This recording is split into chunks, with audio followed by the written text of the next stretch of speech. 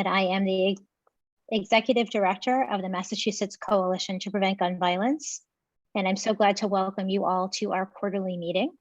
A couple of housekeeping issues before we get started.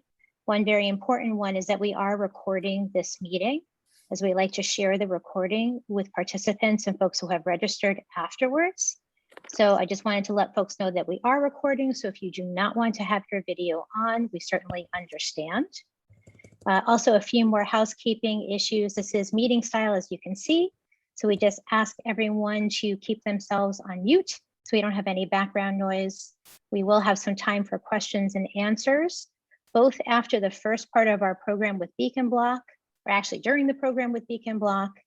And then again, at the end of the program, if you have questions as different folks are presenting about action issues, please put those questions in the chat and we will get to all of your questions at the end of the program. And I think that takes care of it for housekeeping issues. I'm excited to have you all with us this evening.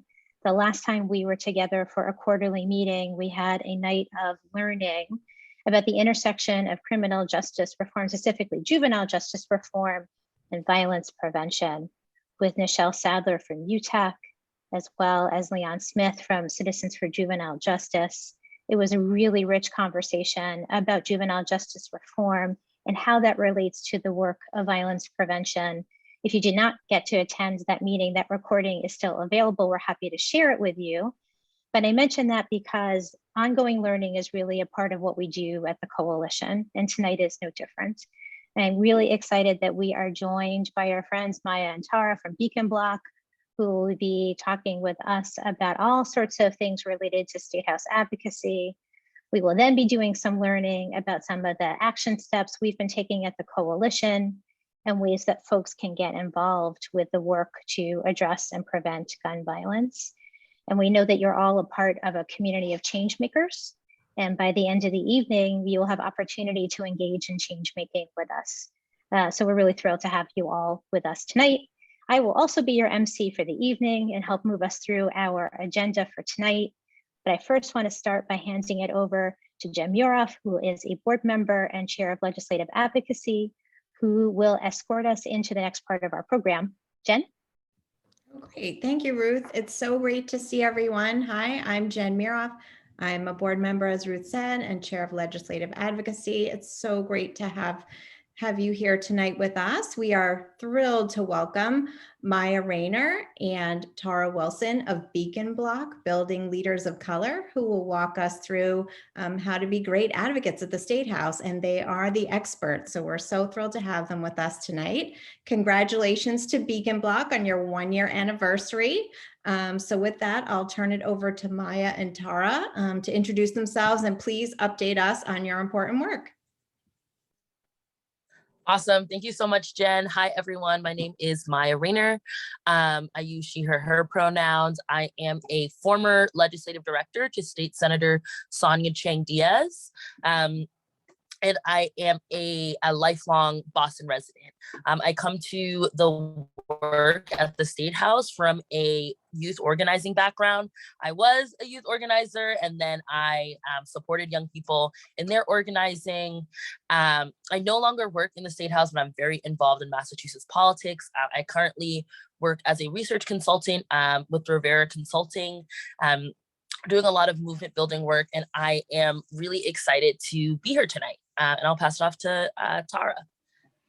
Hi, folks. So happy to be here. I'm Tara Wilson. I am a legislative and budget director for a state senator and started in January. Before that, I was working in legal aid at Greater Boston Legal Services and was on the advocacy side of things. So well familiar with that perspective. So looking forward to getting started. Yeah. So Beacon Bloc, we, aka myself and Tara, our collective is bigger than me and Tara, but we have been the ones who have been working with the coalition. Our last time that we were together with the coalition, we had a really great discussion about the legislative process, the budget process, and kind of how it all worked. And one of the things that we really believe in Beacon Bloc is that residents, folks like yourselves, hold the power to change what happens in that building. And so we want to start off our presentation by just giving folks who were at our last time together an opportunity to just share out with the group, from the conversation we had last time, how has that shaped or changed your view of the legislature? I would love if folks could go off mute and just share that.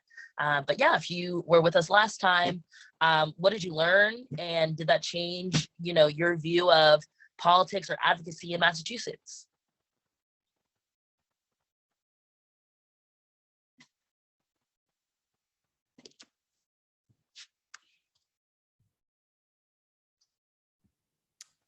Maya, I really appreciated the way you led us through the advocacy training and telling us really the key nuggets to focus on. So things like, having an advocacy on day on one issue, like that's us, gun violence prevention is so all encompassing, but it's an advocacy day on one issue. So I think that was one of my major takeaways when you were with us last time.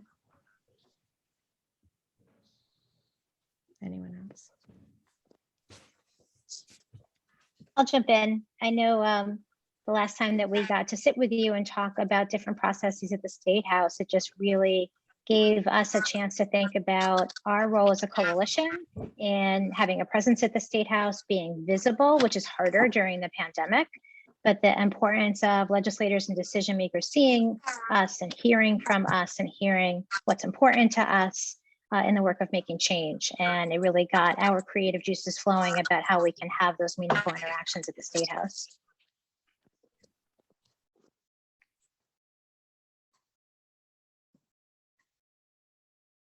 Awesome. Thank you so much, Ruth and Jen. If anyone else has any things that they remember, feel free to pop it in the chat. But I'll pass it off to Tara to get us started on the presentation. And some of the things that we're going to be talking about today are how the legislature operates in going into making a strong ask of your representative, and how to, what are the tools you need to do that. Yeah, so just to get us started, the basis of what we're talking about today is legislative action. So the big question is, what exactly does the legislature have authority over? And there's multiple things. So one is taxing and spending. So you hear a lot of conversation about the budget, and that is setting the guidelines for what money will be allocated where and how that money can be spent. There is flexibility and some choices that the executive branch can make with that money, but that's a huge part of the legislature's authority.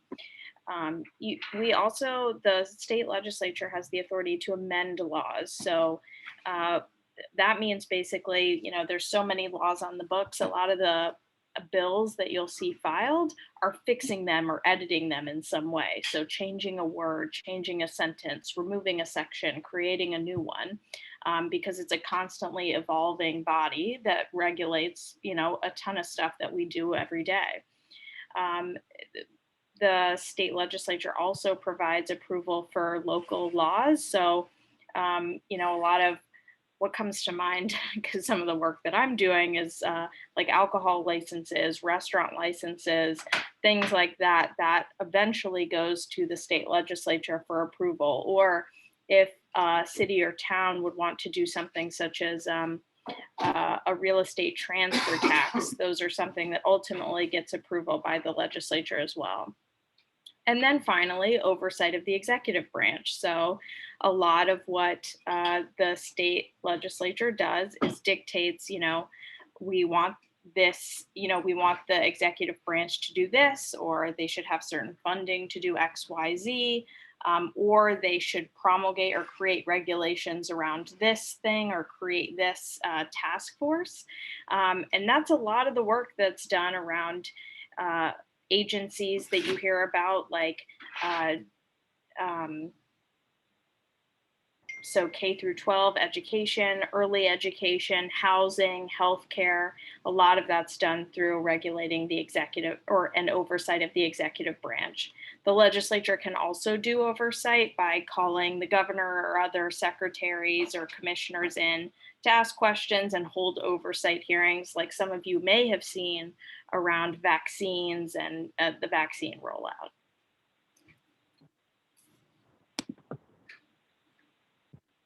All right, so I'll And pass it back to Maya. yeah, similar to the school year, the legislature has, seasons or kind of like semesters. It's very cyclical. And so there is a 2-year legislative process. It starts in the very beginning of the year in January with bill filing, where legislators write bills, and these bills can be things that they've drafted or written themselves, or things that community members and advocates have written and brought to legislators to file. And by file, I mean put it through in the legislative process.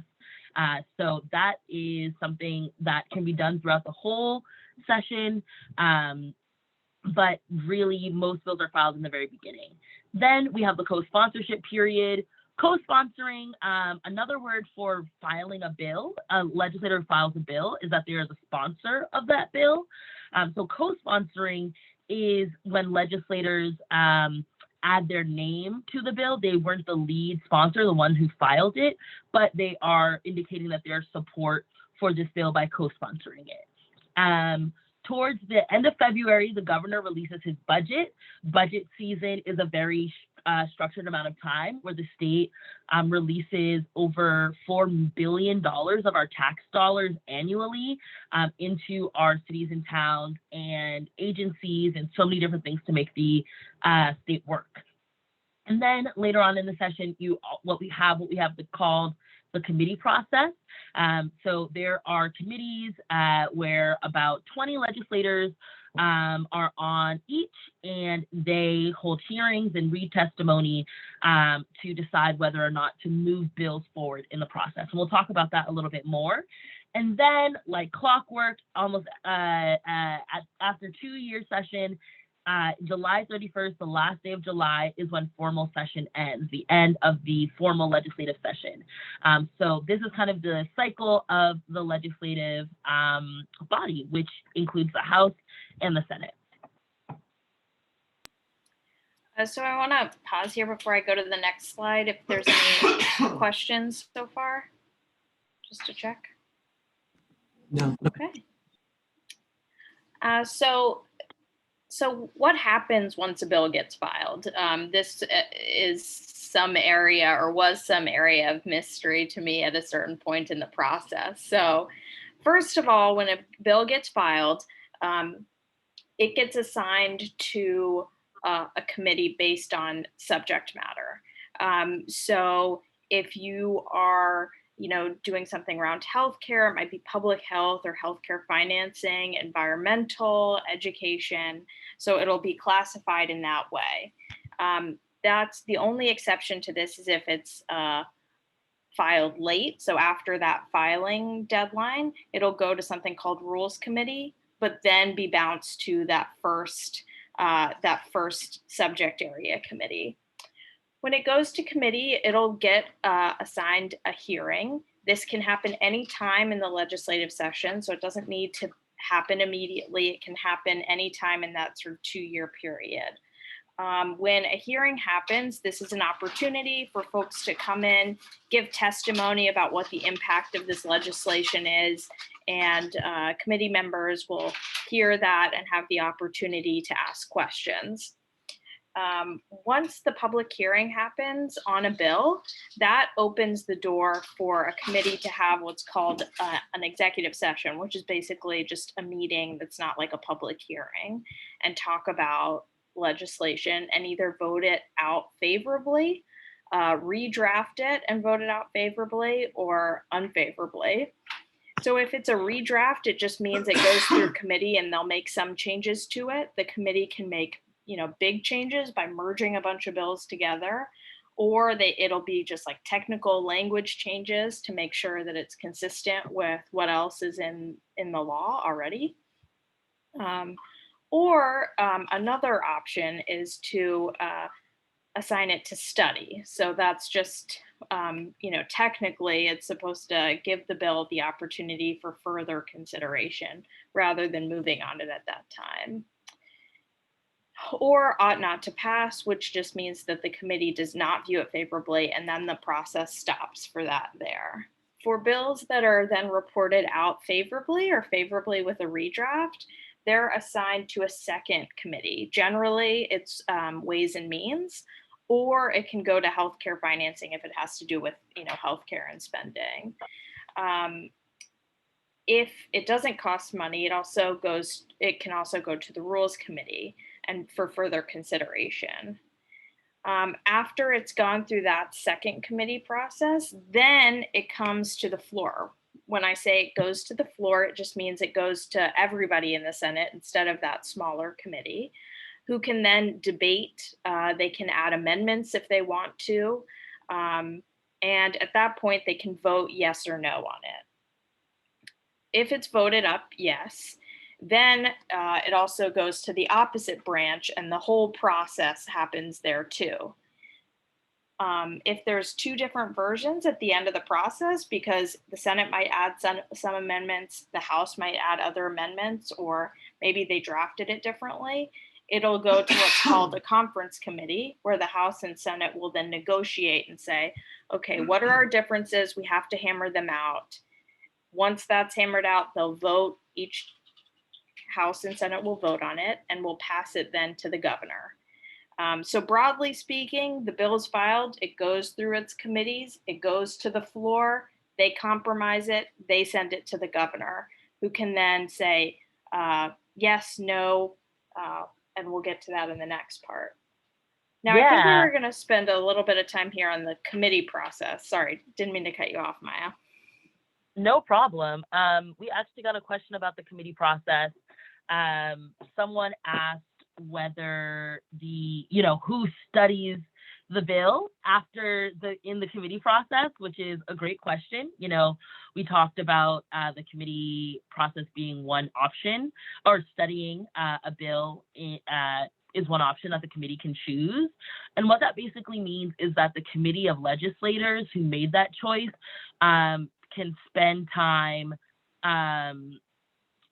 further investigating that bill. However, setting to study can also mean that there is going to be no further action on that bill that session. And that is what it more commonly means. So setting to study, there is the possibility that the bill will move, but it's kind of like a polite way to say, no, and not at this time. We need to look for more information.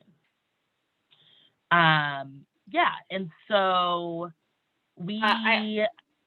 the committee process can be very long, it can be very arduous. And when we go to our next slide, we'll talk a little bit about how to formulate an ask, because there are so many different parts specifically of the committee process, of the legislative process, before we even get to the floor or to debate. Just quick before we move on, I also got a question. I thought bills have to be filed by the second week of February unless an extension is granted. Also, what is the process for reviving bills filed in the previous session? So just quickly to answer that. So it's procedurally, filing before the filing deadline is the easiest, because then it just gets assigned to its subject matter committee. You don't have to go through any extra hurdles, because any procedural time delay means that it's easier for it to get stalled out and then session ends. If it's filed late, you can file late. There's no prohibition on that. You can late file bills, and it just gets sent to the Rules Committee first. You usually send like a letter, the legislator or sponsor will send a letter saying, hey, we filed this, can we get this moved out quickly? And then it will be assigned to the subject matter committee. So it's just a procedural delay. That's why everybody likes to get their bills filed immediately, so they just don't have to go through that. In terms of what happens if a bill runs out of time through session, it just gets refiled, which is why you'll see, if you look from session to session at a lot of legislators, they have a ton of refiles, because there's like 4,000 bills filed every session. They're not all gone through by the end of session. Yeah, and you'll see some bills that have been refiled many times, many sessions. For example, like the Safe Communities Act is a bill that has been filed, I believe, for 6 sessions now. And one of the reasons that we advocate and like to talk about spreading advocacy skills across the state, particularly in communities most impacted by these issues, is because we know there's so much broad support for these policies. However, there's a disconnect between who legislators are hearing from and what people are actually experiencing. And that's a huge problem that we want to address as Beacon Bloc. We are not just staffers in the State House, but also residents, and really closing that gap between our legislature and residents in communities of color, those most impacted by decisions that the government makes, is really, really important. So we really want to focus on making an ask, making a strong ask of the legislature and being strategic about it. Like we just discussed, there are so many different moving parts in this legislative process cycle, and it's really important, and we'll definitely share the slides. I also want to say that we're not expecting you to, keep all this in your heads forever. And, you shouldn't unless you get paid for it like we do. But yeah, making a strong ask is really, really critical because the legislature moves in such a cycle process. Making the right ask at the right time is so important for the success of that ask. So we have here a timeline that kind of breaks out the different periods of the legislative process and what are the best things to advocate for or ask of your member, or not necessarily just your representative, who we will look into later on, but members of the committees that the bills you care about are on, and things like that. And so to use an example, someone just in the chat asked, when do I ask for an earmark? So an earmark is an example of budget advocacy. It is basically asking the legislature to earmark or set aside a certain amount of money to an organization or nonprofit to carry out a specific cause. So for example, we have a lot of community health centers in Massachusetts. There's earmarks for specific community health centers to carry out public health programming for folks who are, HIV positive, people who are young parents, and things like that. So using this timeline, the best time to talk about earmarks and talk about the budget is in January, actually. I know that seems very early, but the budget process, January, February, the winter, right? The winter is really important because even though the budget process doesn't start until the spring, it's really important to know that legislators create their priorities through conversations with constituents, through tallying up when the budget comes out. Okay, people have asked me to support over the course of these last 4 months funding for, increase gun violence prevention funding, increase, youth job funding. So since we've spent 4 months talking to folks about this, this is made now on my priority list. So it's really strategic to have those conversations early, even if the budget proposal hasn't been released yet. And Yeah, I I want just to want to, yep. go for Sorry. it. No problem. I was just going to echo, the earlier you can get in the door to talk to folks, the better, because they know, one, you become the contact of who to reach out to on a particular issue or if they see something relevant. But two, also because, for example, I'm using my own timeline because I started in January. We started, immediately having a ton of meetings with constituents, and I'm noting down everything they're asking for and sort of classifying whether it can be a legislative ask or if it's more appropriate for a budget ask. And then when we get to the process of, Senate Ways and Means or House Ways and Means on the House side starts asking, hey, what do you guys want to spend money on? What's important to you? We already have a running list and don't need to, run back to folks and ask at the last minute what their priorities are. Any questions?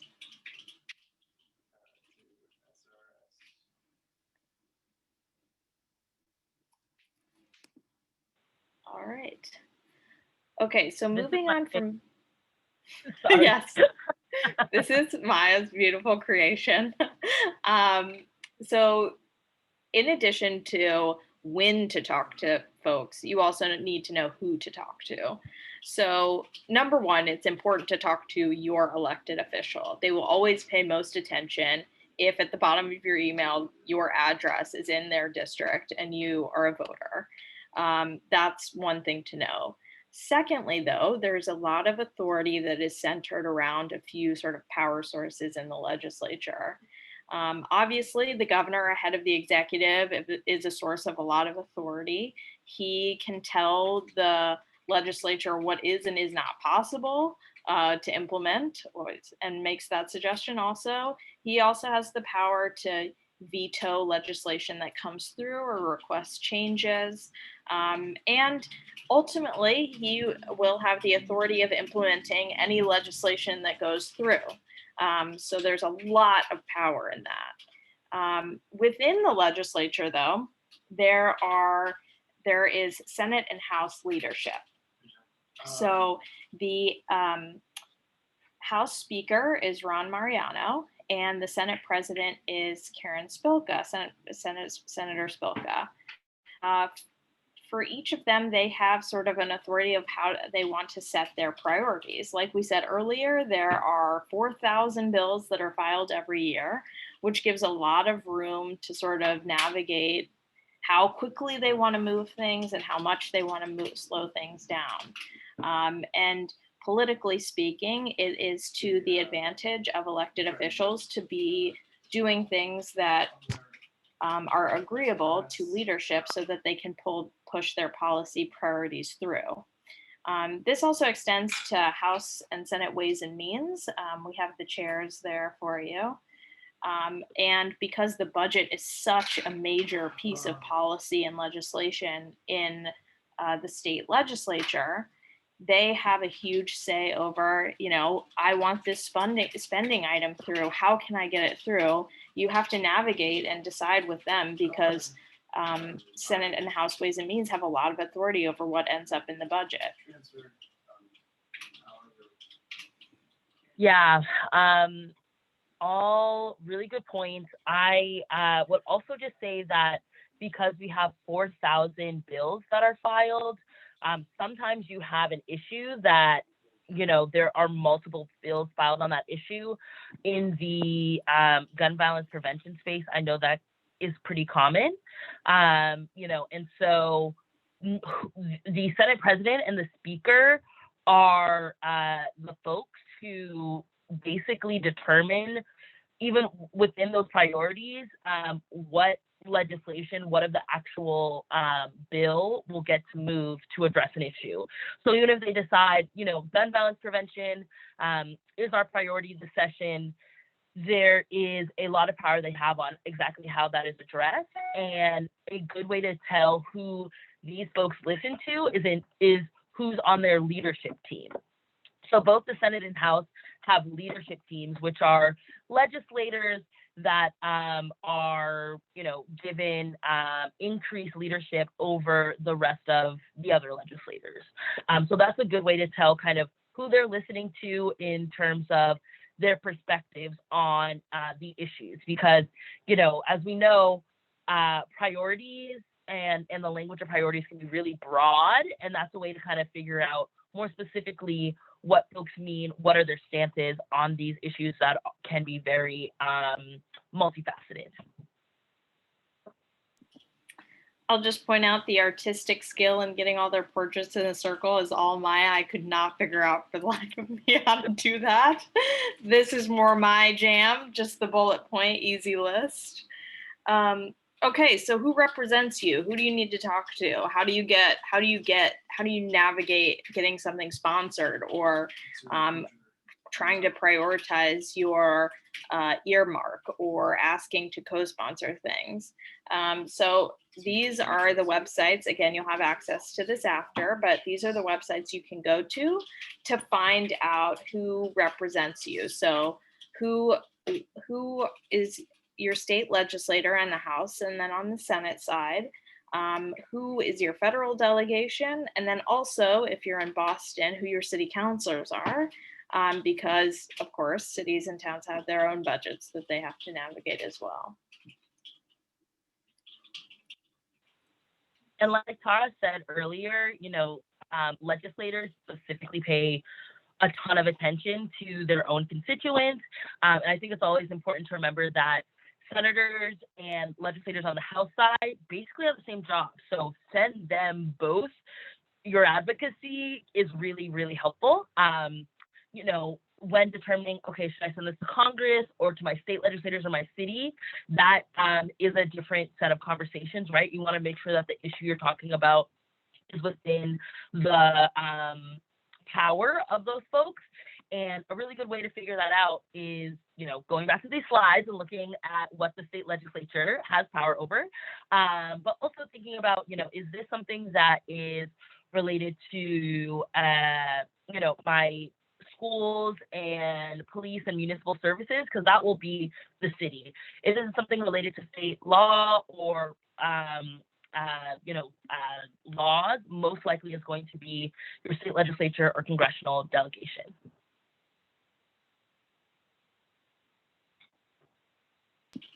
All right, so we included this just to give an idea of the budget process. We're not going to get too deep into this today, but just for your reference later when you're going back to this, it's a key timeline to keep track of. So we have your asks, and then also this timeline to just, check in and see where the budget is asked, because you don't want to ask a House member to add an earmark when it's already on the Senate side. They'll just direct you to ask your senator. But moving on to some general advocacy tips. So a couple of things. First, you want to be a resource to your elected officials. So this is something that I don't think I've fully realized as an advocate, but because you have a specific thing or a subject area that you're advocating around, you are an expert in it. You know what resources exist, who's funding it, why it's not working the way that you want it to, how to make it work better. So keep that in mind when you are asking to speak to legislators, that you are also a resource to them.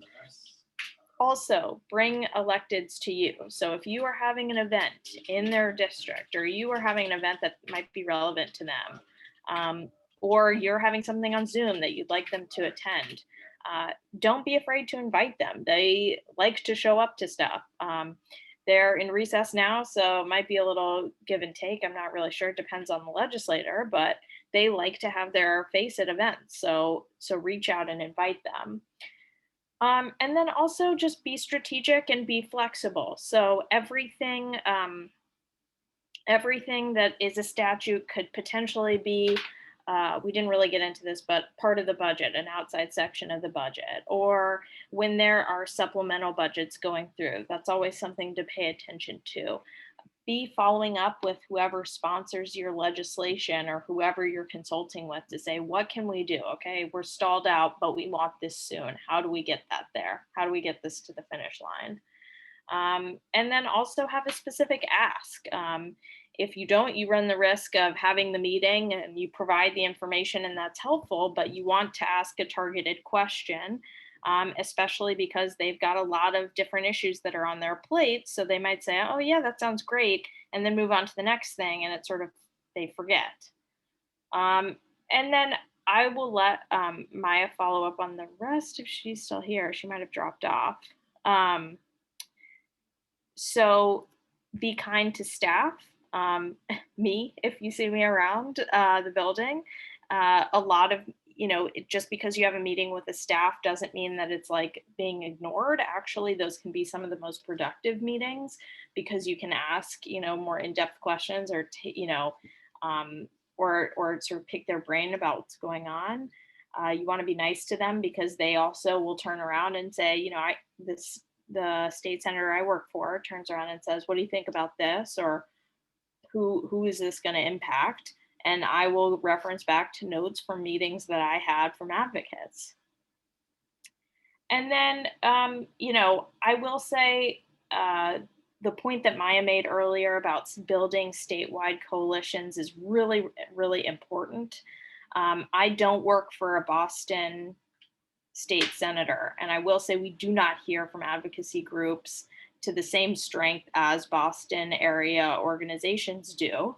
And having worked in Boston advocacy circles, I know the relative strength of one over the other. And so building those statewide just means you have a broader coalition of state senators and you have more people. It's going through different committees that all have different regions represented.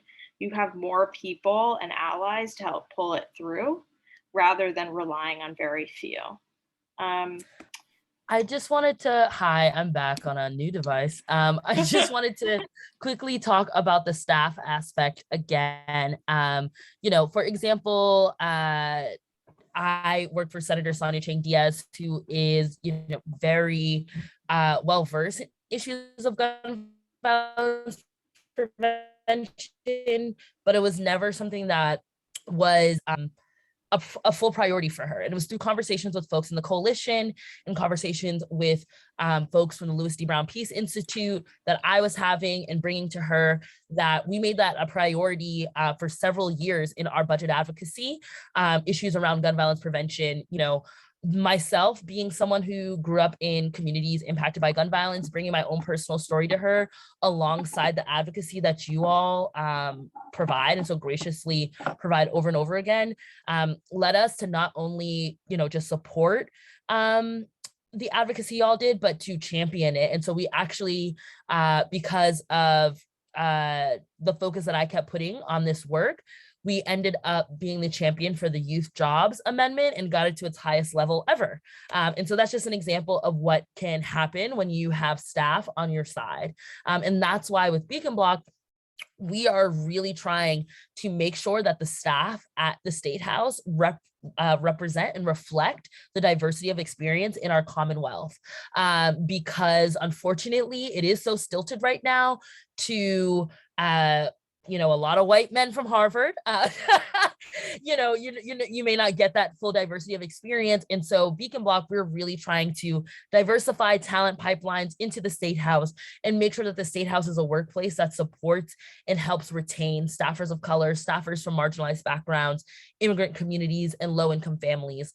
Because in order to be an advocate for these multifaceted issues, sometimes lived experience is the true definer of that. So just wanted to say that and just appreciate the relationship that we've had with the coalition. You can stay in touch with us at Beacon Bloc at beaconbloc.us. On our website, we have a lot of other recordings of trainings about the budget that we've done with the League of Women Voters.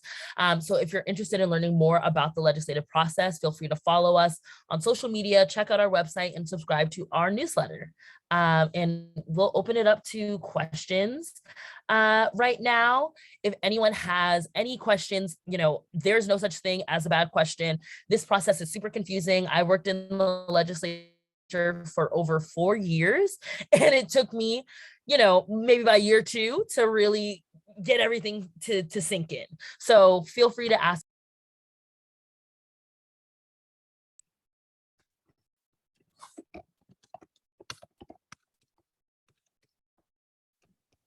Thank you so much, Maya and Tara. That was so informative and helpful, and it really helps ground our work going forward, given that the State House, it will likely be closed for the next several months. If we can just take a minute to talk about, as advocates on those remote hearing days, and I know we talked about it in the chat a little bit, but what advice can you offer us? We had the ACEs hearing recently. That's one of our priority bills, the clinician response to 911 calls. We did put out action alerts as a member organization. We encouraged our members to contact their representative and their senator and say, please ask committee members to vote the bill out of committee favorably. We want that bill to have a favorable report and move forward. But could you offer us any other advice around the remote hearings, and what can we do to be effective advocates during this closure? Yeah, so that's a really good question. I mean, I think I'm still sort of figuring out what's effective from the position of a staffer. I think you guys are doing all the right things with making sure that members of your coalition are contacting their elected officials to alert them that this is of importance, making sure co-sponsors of the legislation submit letters or sign up to testify as well, just to give a brief remark that they're in support, remind folks. Um, Having a bunch of people sign up to testify does indicate to the chairs that there's a lot of folks paying attention. And then don't be afraid to set up follow-up meetings with the chairs or consulting with your sponsors about what they think would be the most strategic move, because they'll certainly have an idea of where it's at and what can be done that would be most effective, because different chairs handle things a little differently. I would also say, I really agree with what Tara said. I would also say social media is a really powerful tool during these remote sessions, these remote times. Unfortunately, we don't know when the State House is going to reopen. Even staffers have been given very different timelines. And so in the meantime, social media is a great way to do it on top of emails and calls. Emails are such a huge lever and way to track advocacy. We literally used to track advocacy in our office by emails, but literally tagging your representatives in tweets, having social media toolkits, having weekly of action that include social media, include tagging and DMing your legislators can be really, really effective in this remote world. Great, thank you so much. Any last questions before we wrap up? Thank you so much, Maya. Thank you so much, Tara. We really value you and our work together, and we're so deeply appreciative. So thank you. Yay, thank you. It's always so great to be in community with y'all. Y'all do such great work. And yeah, if there aren't any other questions, feel free to get in touch with us. You can do that at our website, and Ruth and the whole team knows how to get in touch with us too. So yeah, have a good rest of your meeting, y'all, everyone. Thank you. Thank you. Thank you so Thanks, much, everyone. Maya and Tara. Oh, go ahead, Tara, I'm sorry. Saying thank you for having us. We so appreciate you. And Maya was one of the first staffers I got to know in the State House a few years ago when I started at the coalition. So I want to just say a special thank you to Maya, who's really helped me understand the budget process, walked me through so many of the things that we learned about today, and helped us in our overall advocacy. And I also see that we have another State House staffer here. We have Corey, who is staffing with Rep. Tyler. So I just want to say a special welcome to you and any other staffers who are here that I may not be able to see in the list. But just we want to send some appreciation to all of you. What you do every day in the State House is so incredibly important, and we want to celebrate everyone's work. So thank you. So we are going to move into the next part of our program this evening. We're going to spend some time talking about things the coalition has been up to, opportunities for folks to get involved, and things like advocacy around ghost guns, our upcoming Peace MVP event. We're going to talk about a new website that we have for the Extreme Risk Protection Order, some of the organizing work we have been doing, the ACES hearing, as we mentioned before, as well as a little bit of information about the American Rescue Plan. So we have many things to share with you for the rest of our time together tonight. We're going to be sensitive to everyone's time, and we'll try to move through some of these next pieces quickly. But we also want to spend a little bit of time building community. Typically, when we're with each other, there's opportunity to have conversation and to introduce ourselves to each other. We can't do that as easily on Zoom, but I'm going to ask that everyone just use the chat to say hello and introduce yourselves. If you're from an organization, to identify what organization you are from. And that way we can just get to say hello to each other in the chat for the rest of the evening. We look forward to being in person at some point soon where we can actually talk to each other. But in the meantime, at least folks can get a sense of who else is in community with us tonight through the chat. So I just invite you to do that. And as folks are introducing themselves and saying what organization they're from, I am going to turn things over to Emily Popke, who is our communications and policy specialist, who's going to share some information with us about some of the advocacy that's happening around ghost guns. Emily? Thanks, Ruth. So as Ruth mentioned, we're going to talk a little bit about ghost guns, which if you aren't familiar, ghost guns are a form of unregulated and untraceable firearm that you can assemble from a kit that you can purchase online. You don't need a background check to purchase these kits because they are not legally considered a gun. So purchasers can circumvent a lot of the restrictions that we have in place around gun ownership. Makes it really easy for people who maybe shouldn't have a gun to be able to get their hands on one. Ghost guns are growing in popularity. We've been hearing from folks across the country that they have been being used more and more in various acts of violence, and they are also especially popular among domestic extremist and white supremacist groups. If you want to learn more about ghost guns and that topic, we did a really excellent webinar with an expert from Giffords Law Center back in May, and I will put the link to the recording in the chat if you want to check that out, so that you can get a little bit more background on the issue. But so back in May, right around when we did our webinar, the Biden administration has proposed a new rule to the ATF, which would close the loophole allowing people to buy ghost guns on the internet without a background check very easily. This rule change would require that the components of a firearm that are almost complete, they're really easy just to assemble and then you have a working gun. Those components would need to have a serial number on them so that they can be traced if they're used in connection with a crime. And it would require that a background check is done before they're purchased.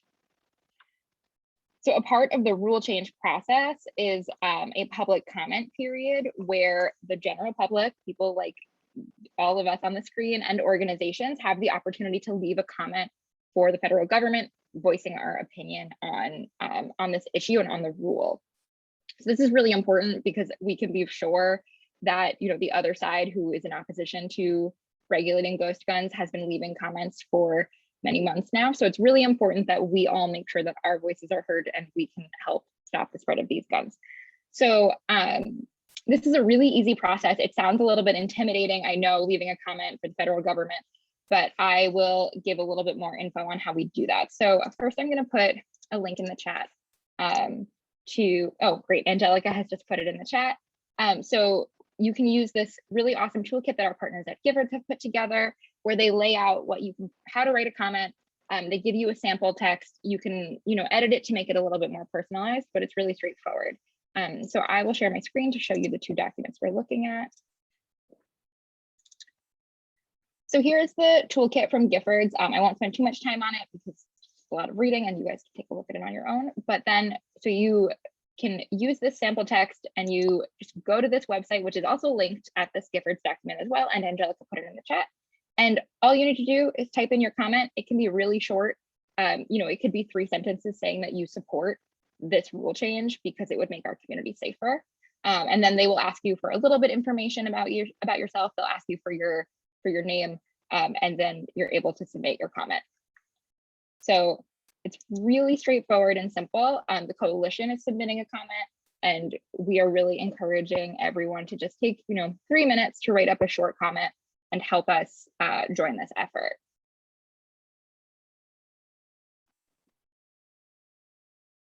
Thank you so much, Emily. So appreciate all of the work that you do for the coalition. And again, just as a reminder for everyone, any questions you have, please do put them in the chat. And at the end of all of these different pieces, we'll try to get back to everyone's questions should you have them. We will be sending all of this information out in an email after this meeting, so you'll have access to all of these links and these tools. So no need to rush to save everything. We will make sure you have all of the information. Next, I would love to call on Janet Goldenberg, a familiar face to many of you and the president of our board. She is one of the mountain movers who has gotten the coalition to this point in time. And she has also been doing a tremendous amount of work helping us to develop a resource that will provide information to families and providers and different folks across the state around the Extreme Risk Protection Order. And Janet, will you tell us a little bit more about that resource? Sure. Thanks, Ruth. I am delighted to do that at long last. It's been a long road. First of all, hi, everyone. It's nice to see everyone's faces. I'm so sorry that we're not in person, but I've been scrolling through the Zoom boxes and it's just nice to see everyone. I'm guessing you all still have torsos and I'm looking forward to someday getting to see them again. So yes, I'm going to be talking about the ERPO law today. And so I just want to give a little background before I walk through the website. Yes, this is the website and we're very excited about it, but I think it's important to give some background because not everyone knows what an ERPO is. All right, I guess we can leave the website up, that's fine. So ERPO was our #1 legislative priority back in the legislative session that started in 2016. ERPO stands for Extreme Risk Protection Order Bill. And what I want to do is talk about what it is, why it matters, and how you can help. And I'm just going to do this really quickly. An Extreme Risk Protection Order law provides a judicial pathway to have guns temporarily removed from the home and a gun license temporarily suspended when somebody is at risk. What does that mean? It provides breathing room for families. That's the main thing, the main takeaway here. This is a temporary measure to provide breathing room for families where someone's in distress. One of the things in the website says this here that we know is that in 54% of mass shootings, the perpetrator displayed a warning sign. These ERPO laws came from the tragedy that happened at Isla Vista in California, tragedy that happened in Parkland, both mass shootings, both instances where family members were concerned about the behavior of a family member who owned a gun, reached out to law enforcement, and in those states at those times, there was no mechanism to have those guns removed from the home, and these tragedies ensued. We also know that ERPO is a really powerful suicide prevention tool. And 2/3 of gun deaths nationwide, and I think it's something like 58% in Massachusetts, of gun deaths are suicides. And this is just an absolute tragedy. People don't realize how much means matters and how much access to the most lethal means matters when we're talking about suicide. And if you can remove that most lethal mean, if you can remove that gun from somebody who is in distress and get some breathing room to get help, data shows very clearly that you save that life, not just in that moment, but over the person's lifetime. 90% of the time, that person does not go on to die by suicide. So this is hugely valuable tool to save lives, to prevent the trauma of gun violence to affect a family and a community. Data shows that for about every 10 ERPOs issued, a life is saved. And we know that since this law was passed in 2018 in Massachusetts, there have been about 40 ERPOs issued. That's roughly 4 lives saved, which is, I think, tremendous. And I think for every one of those precious lives and for those families that was spared that tragedy, that is a huge victory. But what we know is that we can do better. We've talked before about the importance of getting a law passed, but then it has to be implemented. And implemented can sometimes mean the legislature has to do something. It can sometimes mean the executive branch has to do something. It can often mean the advocates who pushed for a bill and who worked so hard for it have to do something. And that's where we are right now. We need to get the word out about the ERPO law. The month in which the most ERPOs were issued was the month after this bill was signed into law. When all the press was there, that's when most of the ERPOs were issued. So we need to get this back and spread the word. And all of you can help us do that. In conjunction with Stop Handgun Violence, the Mass Coalition created this website that we're now going to talk about that's up on the screen. It is designed to be user-friendly. It is designed to have all the information you need. We want to make sure people know that it's here. Emily, could you just scroll down a little bit? It shows that extreme risk protection order, it's a civil legal process filed by a family or household member. You can click there to find out if you qualify as a family or household member. As Emily scrolls down, you'll see that the steps of how to get an ERPO are right here. It explains exactly what to do. You can download the forms right from our website. It'll tell you what court to go to. Emily, if you would hover the cursor just over Get Involved so folks can see the drop-down menu. So you can see that depending on whether you're an attorney, DV advocate, a family member, law enforcement. You can go and get specific information that pertains to your situation. Would you click on family and household members just so folks can see that? 'Cause I'm guessing that's probably where most of us would fall. On that page of the website, as Emily scrolls down, you'll see it tells you who qualifies as a family or household member. It'll tell you how you can help, what you do step by step, how to get the petition, how to download the petition, what court to take it to. There's a section of frequently asked questions. So we designed this to try to be as user-friendly as possible, kind of one-stop shopping. Massachusetts is a little bit unique in that, compared to other states, in that law enforcement already had a means to remove guns when somebody was in distress, but it had to go through law enforcement. And what ERPO does is give folks another path where they don't have to share their family's private information with anyone other than the court and one judge, and they can get access to this mechanism. So we think it's really important that people know that this exists. What we're hoping everyone here will do is help us spread the word. Ruth will send out the link with the materials that come after this meeting. Help us spread the word, talk about it in your book groups, in your, whatever it is people are doing these days, whether online or in person. Spread the word, talk about it.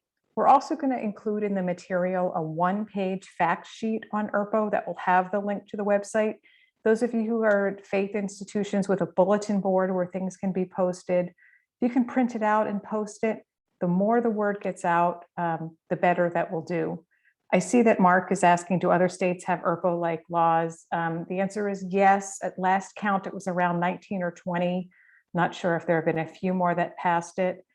It's right around there. A lot of data comes out of Connecticut, California, Indiana, which have had it for quite some time. And we know that it's a powerful tool. Gun owners tend to support it when it's talked about properly, when they understand that it's temporary, when they understand it's a tool to protect gun owners, in fact, as well as the surrounding communities. So I want to just be respectful of the time here. I could probably go on for hours, but you get the sense of it. We're very excited. Please help us spread the word. Thank you so much, Janet. And I'm seeing Cindy Diggs's comments too around other ways of getting the word out, whether it be social media or other public awareness campaigns. We know that a law is only as effective as the information that's out there and the folks who know how to utilize it. So appreciate those suggestions, Cindy, and folks have any other ideas for how to best disseminate the information. We are really open to working in community with all of you to make sure that folks know about this important law as well as this important resource. And I also just want to acknowledge ERPO was passed in Massachusetts in 2018, which is before I came on board at the coalition. And I've heard so many stories about the amount of organizing and energy that went in to making sure that this important law got passed. And I just want to spend a moment acknowledging and honoring all of that work that happened with Janet, many of the other folks on the screen who made that magic happen to ensure that we had this protection here in Massachusetts. So I just want to appreciate all of that work and energy that went into making that happen. And I'll appreciate all of you in advance for helping us get the word out about this important resource. So thank you, Janet, for that presentation today as well. Thanks, Ruth. And now I would love to turn it over to Lauren Stevenson, who is a co-chair of our Community Council, which is our advisory board where many of our member organizations are represented and support our leadership and our decision-making. And Lawrence is going to tell us a little bit more about an upcoming event that we are very excited about. Lawrence? Hey, y'all. Good to see everybody today. All my friends here. Hey, Cindy. Hey, everybody. It's good to see y'all. So again, I'm Lawrence Stevenson. I am a survivor support coordinator at one of our member orgs, the Louis C. Brown Peace Institute. I'm also one of the co-chairs for our community council. I want to invite everyone to please join us for the week of International Day of Peace for our Peace MVP Awards event. This is an event where we center ourselves not only just in the pain of violence, but celebrate the folks standing up and doing this work, celebrating community power. So please join us as we honor Cindy Diggs this year, Peace Commissioner, founder of Peace Boston, and longtime community activist for peace and economic security in Boston. I don't want to put Cindy on the spot too much, but please show your claps and your virtual claps for Cindy. Well deserving of this award, and we are so excited to honor you this year, Cindy. We are also really excited for our special guest this year, Boston Poet Laureate and National Slam Champion, Portia Oyuwala, to come bless us with some mind-bending, heart-cleansing poems guaranteed to make you say, like, wait, what? Portia is one of my favorite poets and performers, and just the way she is able to move with her words is just an incredible thing to experience. So please join us. It's been a pleasure working with the development committee to put this event together.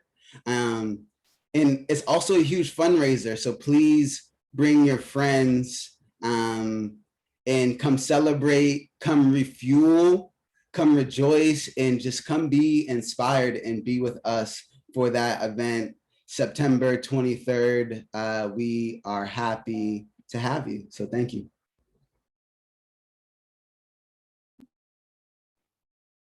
Lawrence, thank you so much. It's just great to have your energy getting us excited for this event. We already are filled with just positive energy and excitement to honor Cindy and her powerful work, to come together in community and celebrate the work of that all of us have been doing to move the needle around gun violence prevention. We could not do this work without all of you. And we're really excited to come together in celebration of this work and celebration of Cindy, to enjoy this poetry. So really hope that you'll join us. The link is in the chat if you want to register for the event, or please send it to other folks. We'd love to have other people join us and learn more about the coalition. And as just a quick note, if you have young people in your life who would like to attend, we want to make it accessible to youth. So if youth would like to attend, they do not have to pay to attend. They can contact me directly and we will make sure they have access to the event. So thanks again, Lawrence, for that presentation. And Cindy, we look forward to celebrating you. Next, I am going to call on Angelica Fonts, who joined the coalition this past January as our community organizer. She has been doing deep work in community, has really just brought so much to our coalition team. And I would love for her to share some of the work that she is doing, just to give you a sense of some of the things that are within her role as a community organizer. Angelica? Yes, thank you. Glad to be here with you all. See many familiar faces and some new as well. And to start, I just want to mention that to improve our communities, to make them better spaces and places, healthy and safe for everyone, it takes hard work and multifaceted approaches. My role was envisioned to aid in this process. With increased capacity, we are able to be deeply engaged in the communities that we serve at the coalition. As a community organizer, I work in collaboration with communities in clarifying, determining issues of interest, articulating their needs, and exploring resolution strategies. Collaboration has been a key term used throughout my process. When groups of people come together and contribute their expertise on the behalf of a shared objective or mission, we are one step closer towards improving our communities and creating safer spaces for all. This is exemplified in all aspects of the coalition's work, as many of you are aware. More specifically, I'd like to really highlight the way that my role in collaboration with the Community Council has allowed the insight from survivors, communities most impacted, and our over 115 plus member organizations to keep our work and messaging as community informed as possible. It is these voices that drive our policy work, and is of the utmost importance that we allow these voices to reflect in the solutions. Organizing is the way we bring together community voices, policymakers, together to elicit change, and it is of the utmost importance that we continue to foster and expand our current relationships. With that being said, a brief update on some local engagement opportunities since our very last quarterly meeting really focused heavily on community outreach and youth involvement through in-person events that we've had thus far. So I'll start with some of the youth involvement opportunities that we've had at the coalition. So we've actually been collaborating a bit more with some youth-led organizations, starting off with the Boston Public Health Commission's very own VIP program. This past summer, we've actually been a part of their Youth Rise rally. And so this was the second annual Youth Rise rally. That is a youth-led rally to realize, interpret, stop, and empower Boston youth to prevent gun violence. This opportunity showcased poetry, music, and was followed by a resource fair where the youth learned more about the coalition and other violence prevention organizations within the state.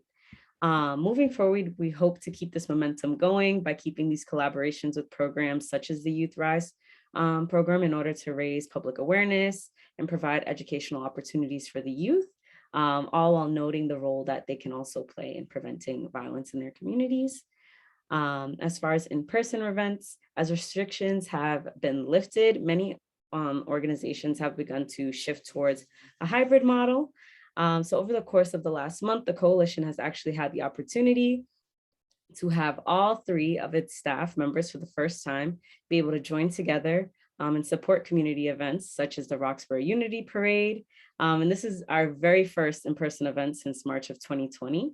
And we were able to provide some resources and connect with community members, all while celebrating the community of Roxbury. As we move forward in the summer, we look forward to having more of these opportunities and to connect with many of you off a Zoom screen. So if you know of any organizations in your networks or of any upcoming events that you think the coalition would be of use and collaboration with, feel free to reach out to me directly. I can drop my email in the chat. Again, it's just a pleasure to be here with you all. Thank you so much, Angelica. We look forward to doing so much more deep work in community with you leading the charge on that. And it's just been great to welcome you and have you become a part of our team. So thank you for that. I know the evening is getting late, but we just had 2 other things that we wanted to touch on before we end for the evening. I am going to call on our friend and colleague, Donald Osgood, who's one of our board members, just to give you a quick sense of some of the conversations we've been having about the American Rescue Plan and what that might mean for us here in Massachusetts. Donald?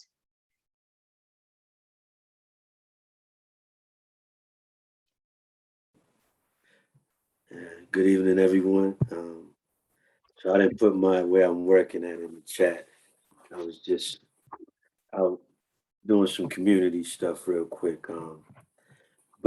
Excuse me.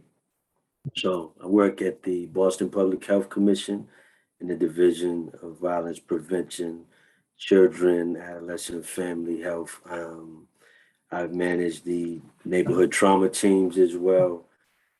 And I think, yeah, also I pastor sometimes, when God allows me to, but yeah, just talking about the ARP funds. So I'm just going to kind of run through, some of us know and some of us may not know that the Biden-Harris administration has made a big commitment to addressing gun violence, right? That's a hoorah right there.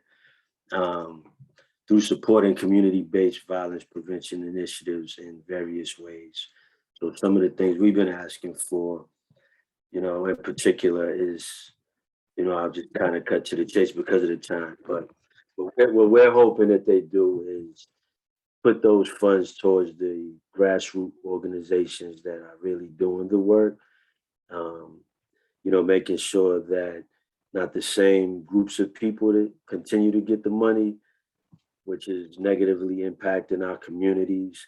And then also, we're also hoping that, 5% of those funds reach our communities and our partners, our partner organizations, many who are on this call today that do the work. 5% I still think is a little small, but, it's something. You know, I'm greedy. Sometimes I would like to see us asking for 50%, if not 100%, because violence is very, very heavy. And then, you know, some of those funds going to organizations as well, you know, relocation funds and things like that. And something that Janice talked about earlier, you know, with these ARP funds, I wanted to just kind of touch just a little story of a mom reached out to me yesterday because she found some guns in her home. And she was adamant that she needed those guns out of her house like ASAP. You know, most people don't want to do it with the Boston police or any police at all, but I decided, you know, I'll go get them.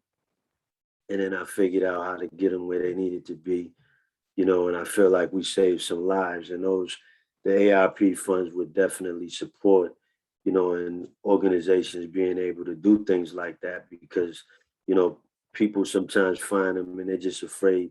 They don't want their children to go to prison, you know, but they also don't want to have those guns in the house. So, you know, the ARP funds with us advocating, all the partners together advocating, you know, and really having the same voice.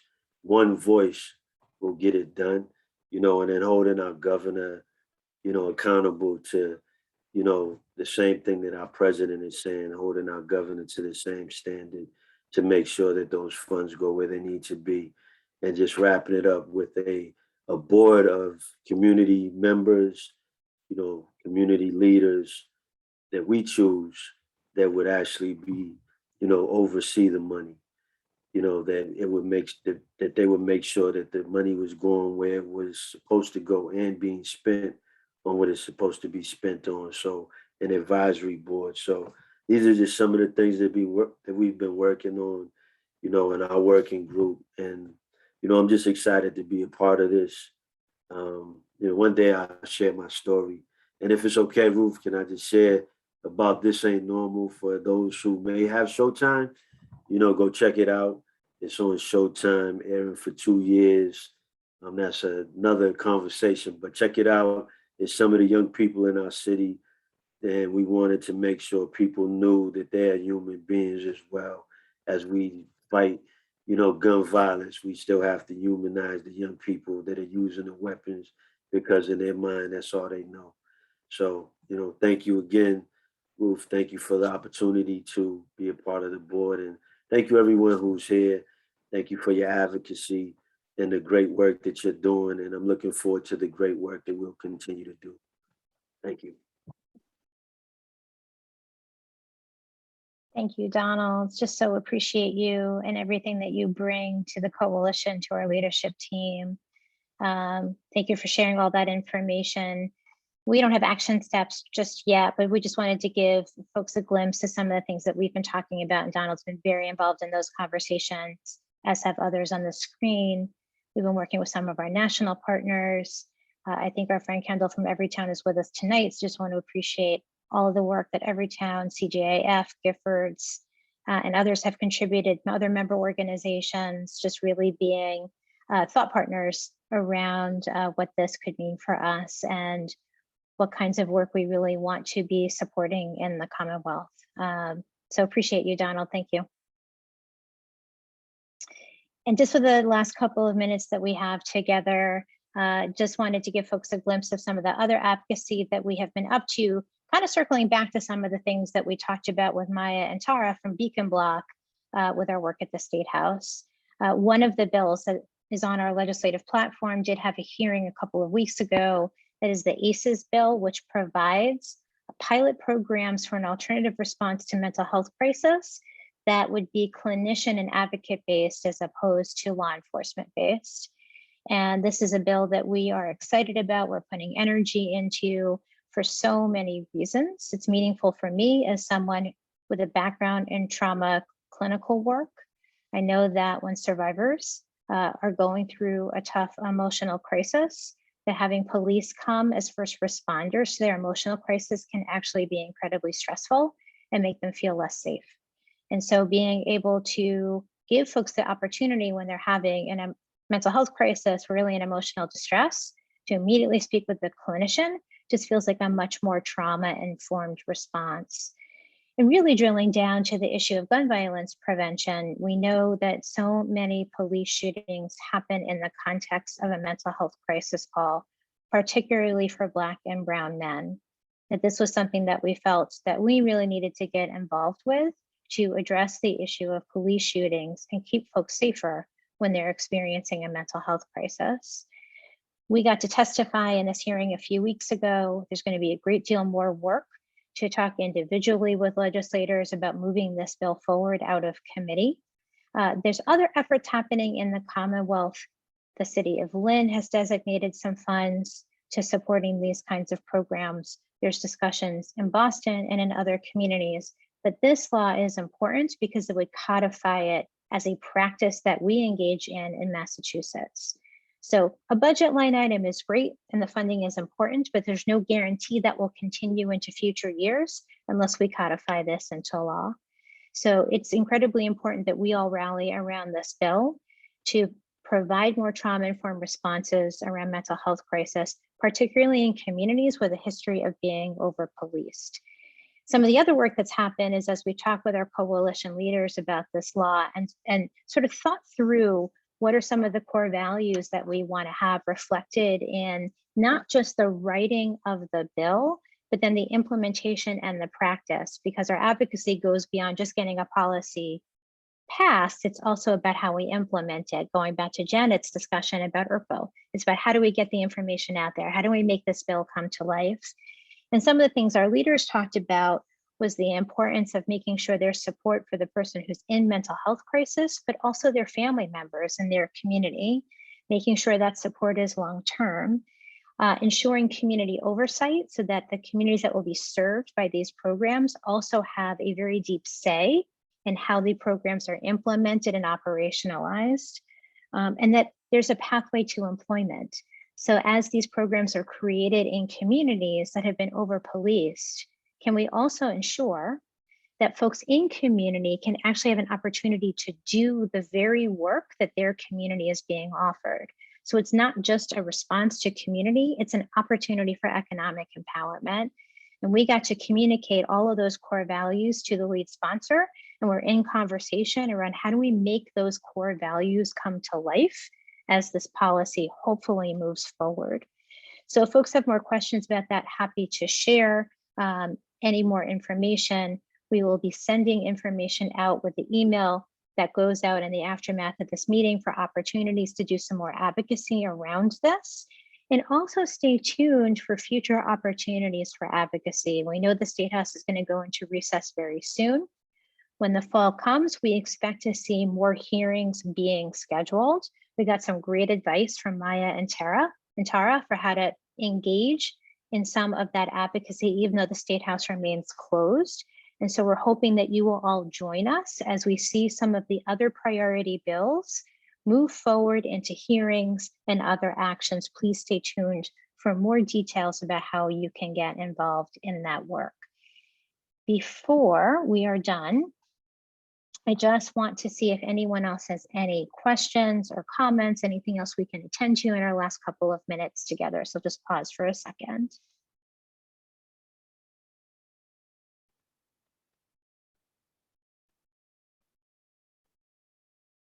Great. It is getting dark. I suspect folks want to move on to things like ice cream and other dessert foods for the evening. So we will end for tonight. But before we all go, I just want to appreciate all of you for spending time with us this evening, for being a part of our coalition community, and for being one of the change makers that will help us move our mission forward and move the needle on gun violence. Thank you so much for being a part of our coalition community, and I hope everyone has a great night. Good night, everyone. Thank you, everyone. Hope you have a great Good night, night. everyone. Everyone. Bye now.